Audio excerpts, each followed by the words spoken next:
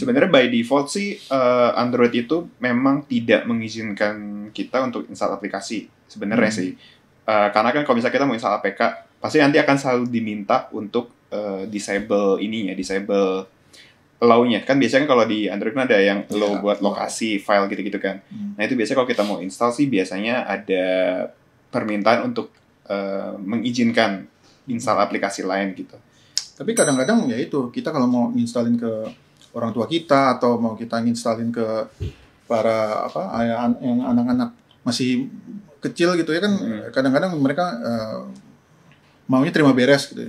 Ya kadang-kadang karena kita mau mempermudah, akhirnya kita bikin semuanya serba law. Akhirnya pas ada kejadian kayak gini mereka kena itu. Tapi ya makanya pentingnya juga untuk mengedukasi diri gitu ya, untuk supaya minimal up to date lah terhadap apa yang lagi terjadi. Jadi kalau misalnya ada kasus-kasus APK kayak begini atau penipuan online, penipuan APK di mana-mana, kita paling nggak udah, nih kayaknya cara untuk mengantisipasinya begini. Betul.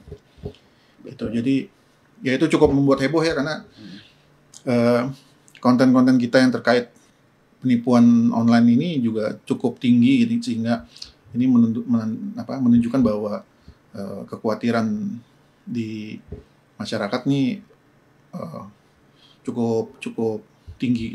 Ya. Dan ya mengingat kayaknya keamanan data digital kita juga masih ya gitu-gitulah. masih tergantung di atas. Iya, tergantung banyak kepentingan, bukan kepentingan sih, banyak proses lah gitu, sehingga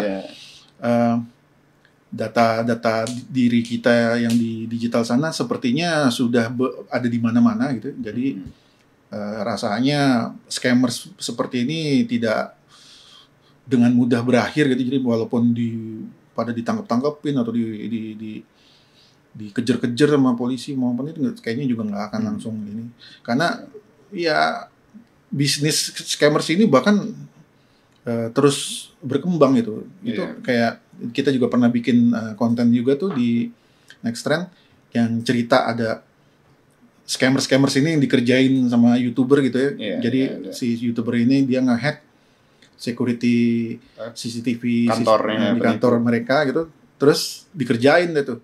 Terus ada juga yang YouTuber terkenal juga, dia bahkan ngirimin paket yang isinya ngeluarin glitter, kecoa, terus tikus, terus bau itu yang ngeluarin bau kentut itu. Nah itu makanya menarik itu kita nontonnya itu, ngelihatnya. Jadi bisa dilihat juga di artikel kita atau di videonya udah ada belum? Ya pokoknya di artikel kita itu tentang gimana rasanya balas dendam ke para scammers gitu. Karena itu bisnisnya itu memang gede, itu miliaran sehingga kayaknya nggak akan cepat berakhir dalam waktu dekat. Iya kan, sekali nipu aja bisa berapa ratus juta tuh hilang dapat mereka. Iya, dan mereka kejam gitu, karena memanfaatkan orang-orang yang lugu dan tidak mengerti sehingga dibohongin gitu. Iya, satu dua orang kena udah untung sih. Iya, banyak juga yang pensiunan yang tabungannya dikuras karena mereka gitu. Iya. Ya, jadi memang perlu banyak tahap lah untuk melawan mereka. Ya emang prosesnya akan selamanya sih kayaknya kayak gitu, nggak akan reda gitu. Makanya ya lagi-lagi ya salah satu yang bisa kita lakukan adalah mengedukasi diri kita supaya nggak kena scam. Betul. Gitu. Jadi ya rajin-rajin lah baca artikel di Next Trend dan video-video kita supaya kita tetap teredukasi gitu.